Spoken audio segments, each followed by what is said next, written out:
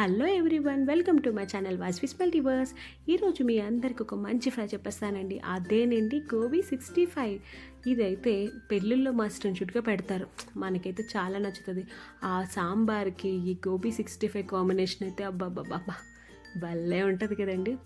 ఎంతో ఈజీగా మన ఇంట్లోనే చేసుకుంటే ఒక ముద్దకి 2 ముద్దలు తింటాం కదా.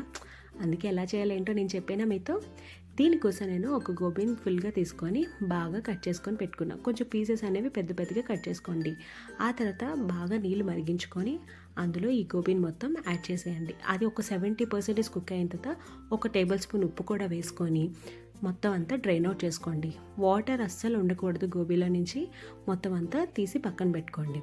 ఆ తర్వాత ఒక గిన్నెలోని మనము 2 టేబుల్ స్పూన్ మైదా, 2 table spoon cornflour, 2 table spoon rice flour కూడా వేసుకొని, అలాగే 1 టేబుల్ స్పూన్ అల్లం వెల్లుల్లి ముద్ద, కొంచెం పసుపు, అలాగే 1 table spoon garam masala, 1 table spoon కారము అండ్ 2 టేబుల్ స్పూన్ శనగపిండి వేసి బాగా మిక్స్ అయిన తర్వాత 1 టేబుల్ స్పూన్ ఉప్పు కూడా వేసి వాటర్ని యాడ్ చేసుకుంటూ బాగా కలుపుకోవాలి. అస్సలు ఉండలు లేకుండా పూర్తిగా మనము కలుపుకోవాలి. బజ్జీ పిండి ఎలా కలుపుకుంటామో అలాగా కలుపుకోవాలి. అది బాగా కలిసిన తర్వాత మనము బాయిల్ చేసుకు పెట్టుకున్నాం కదండి క్యాలీఫ్లవర్ని. ఇప్పుడు చూసారా ఒక్కొక్క ఫ్లేవర్ ఎలాగ ఉందో సైజు, ఆ సైజులో మాత్రమే చేసుకోవాలి, లేదంటే చిదిరిపోతుంది, అస్సలు బాగానే రాదు. ఆ తర్వాత ఫుడ్ కలర్ ఆప్షనల్ అండి, ఉంటే వేసుకోండి. ఇది వేసుకోవడం వల్ల మనం బయట ఎలా తింటాం కదా ఆ కలర్ అనేది వస్తూ ఉంటుంది అనమాట. దానికోసమే తప్ప మీకు వద్దు అనుకుంటే వేయద్దు.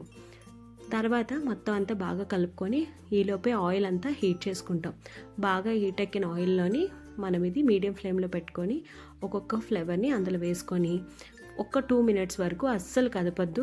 ఆటోమేటిక్గా అదే వేగిపోద్ది. తర్వాత కదిపితే ఆటోమేటిక్గా చాలా నీట్గా వచ్చేస్తూ ఉంటుంది అనమాట. అది 2 వైపులు బాగా ఫ్రై చేసుకుంటాం. ఎర్రగా ఫ్రై చేసుకొని తీసుకుంటాం. మీడియం ఫ్లేమ్లో 7 to 8 మినిట్స్ కుక్ చేసుకోండి. ఆ తర్వాత పక్కన పెట్టుకోండి. తర్వాత అదే దాంట్లో కొంచెం జీడిపప్పు అండ్ పచ్చిమిర్చి కూడా వేసి ఇంకొకసారి ఫ్రై చేసుకోండి.